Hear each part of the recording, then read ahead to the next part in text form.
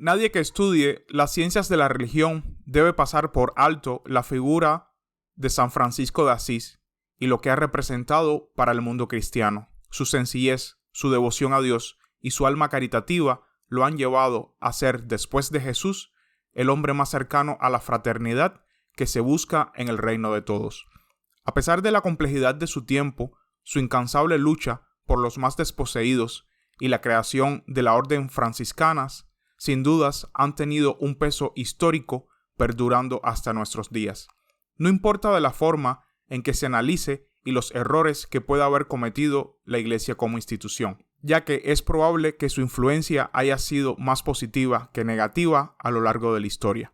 Este podcast se encuentra enfocado en la vida y obra de este irrepetible santo, describiendo su evolución desde que nace en Asís hasta que fallece en la misma ciudad y describiendo sus principales eventos a lo largo de su excepcional vida. Francisco nació en la ciudad de Asís el 5 de julio del año 1182 después de Cristo. Sus padres fueron Pietro Bernardone y Donna Pica.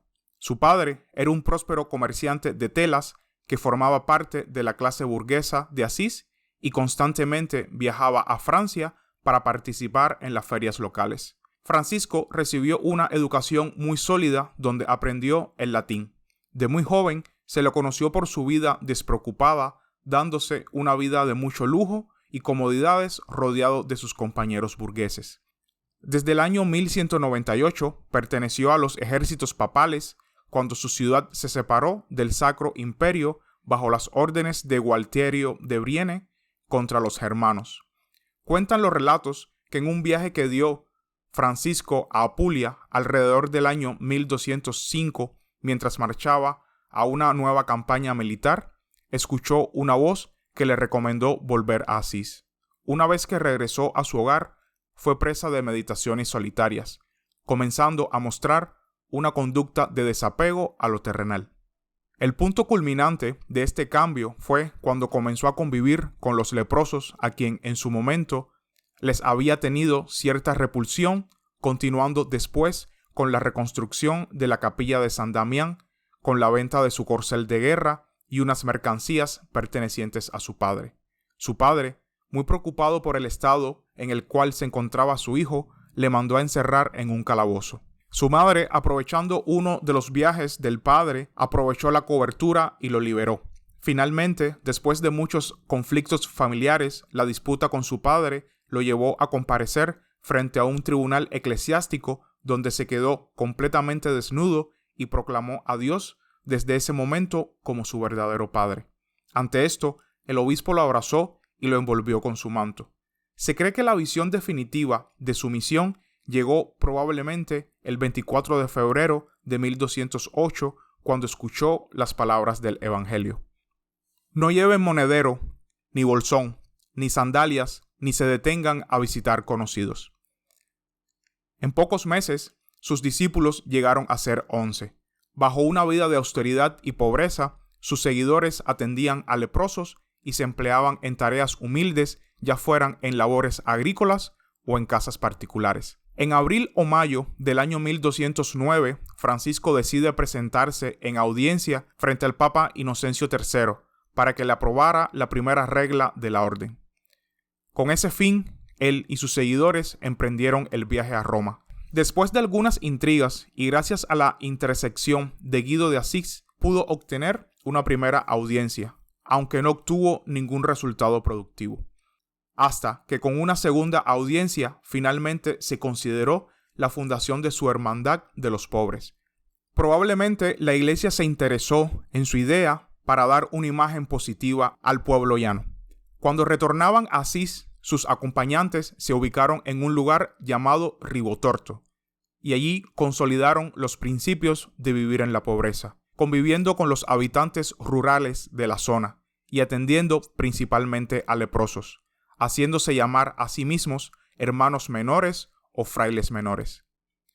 Posteriormente a la estadía en Ribotorto, se analizó una sede para su orden y después de algunas gestiones se determinó que la orden se radicara en la capilla Porciúncula y además ocupó un terreno llano adyacente. Francisco aceptó, pero no como regalo, sino como una renta la cual pagaba de acuerdo a lo que se produjera. Después de varios años de continuo desarrollo de la orden, llegó el Concilio de Letrán. Durante esta reunión ecuménica, acaecida en el año 1215, la organización alcanzó un fuerte y sólido estatus legal, decretándose que toda nueva orden debía adoptar la regla de San Benito o la regla de San Agustín.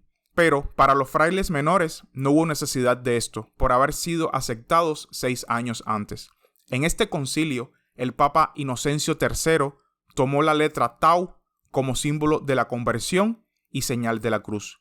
De allí en adelante, el poverello fue devoto de este símbolo. Posteriormente, bajo el pontificado de Honorio III, en 1216, se promovió la indulgencia plenaria a favor de todo aquel que visitara la iglesia de la Santa María de los Ángeles, obtuviendo Francisco esta gracia del Papa para que la peregrinación se llevara solamente una vez al año, pero bajo fuerte oposición, puesto que muy pocos lugares podían disfrutar de este privilegio.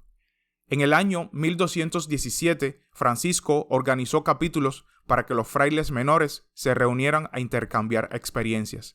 Para la organización apropiada de los territorios en que los frailes se habían dispersado, se organizó también provincias de evangelización. Para el año 1219, la orden tuvo las primeras desavenencias respecto a las normas de pobreza dictada por su fundador. En ello intercedió el cardenal Ugolino, a fin de que la orden fuera dirigida por hermanos más sabios amparados bajo la ley de San Benito, a lo que el consejo se opuso defendiendo la forma de vida humilde y la simplicidad de la misma. La innovación que brotó de todo esto fue la organización de misiones a tierras paganas. Ese mismo año, Francisco, después de atravesar Chipre, San Juan de Acre y Damieta, se encontró con los cruzados que estaban bajo el mando del duque Leopoldo IV de Austria, donde por una alerta de Dios previno a estos de no realizar ningún ataque. Ante sus palabras, los guerreros se burlaron de él, y por consecuente el resultado de la siguiente batalla sería desastroso para los cruzados. Al continuar su estadía en ese lugar, su influencia creció y se conoce que algunos caballeros menores abandonaron sus armas para convertirse en frailes menores. Posteriormente, tomó como misión la conversión de los musulmanes y, acompañado del hermano Iluminato, se adentró en las tierras del sultán de Egipto, que por aquel entonces se llamaba Al-Malik al-Kamil. Según se cuenta, para intentar convertirlos al cristianismo, Francisco invitó a todos los ministros del sultán a entrar junto a él a una gran fogata para así demostrar cuál era la religión verdadera. Los sacerdotes se rehusaron y él volvió a intentarlo, proponiendo entrar él solo, y si salía ileso, el soberano y todo su pueblo se convertirían, pero tampoco se aceptó su propuesta. Después de este incidente, recibió permiso para visitar Siria y Tierra Santa. Durante el tiempo que Francisco estuvo fuera, la orden sufrió una grave crisis entre sus miembros por la falta de organización y los desacuerdos en llevar la vida rutinaria. El rumor de que Francisco había fallecido en Oriente hizo que se implantaran nuevas reformas. Estas incluían el ayuno e incluso la institución de una casa de estudio en Bolonia. Muchos pensaron que estos cambios iban en contra de la idea original de su fundador. Enterado de estos sucesos, Francisco le pidió al Papa Honorio III para que intercediera, siendo designado como nuevo ministro general a Elías Bombarone, y una nueva regla llegó a la orden franciscana en el año 1121. Ante el constante aumento de seguidores, se concibe una tercera orden, la cual permitía a hombres y mujeres laicos vivir una vida franciscana, obteniendo su estatus legal también en 1221, con la ayuda del cardenal Ugolino. Esta tercera orden se encontraba constituida por 13 capítulos en los que se reglamentaba la santificación personal de los terciarios, su vida social y la organización de la nueva fraternidad. Bajo mucha presión por parte de ministros de la orden, Francisco fue obligado a redactar una nueva regla, condicionando que muchos opositores le señalaban falta de consistencia y definición que impedía obtener una definitiva aprobación del papado. Finalmente, aceptando, se retiró en 2 ocasiones a la ermita de Fonte Colombo, cerca de Reiti, a redactar la regla definitiva bajo ayuno y oración. El 23 de noviembre de 1223, la regla tuvo su orden definitiva y fue aprobada por el Papa Honorio III. Existen pruebas que Francisco poseía estigmas, aunque siempre fue muy cauteloso a la hora de mostrarlo públicamente al considerarse indigno de ser portador de las señales de la pasión de Jesús. El sangrado de los estigmas lo hacía sufrir considerablemente. En el verano de 1225 pasó un tiempo en San Damián bajo el cuidado de sus allegados. Fue durante este tiempo cuando compuso el Cántico del Hermano Sol. Posteriormente se encaminó a Reiti, donde fue rodeado por el entusiasmo popular, hospedándose finalmente en Fonte Colombo, donde fue sometido a tratamiento médico, que incluía cauterizar con un hierro ardiente desde la oreja hasta la altura de sus ojos.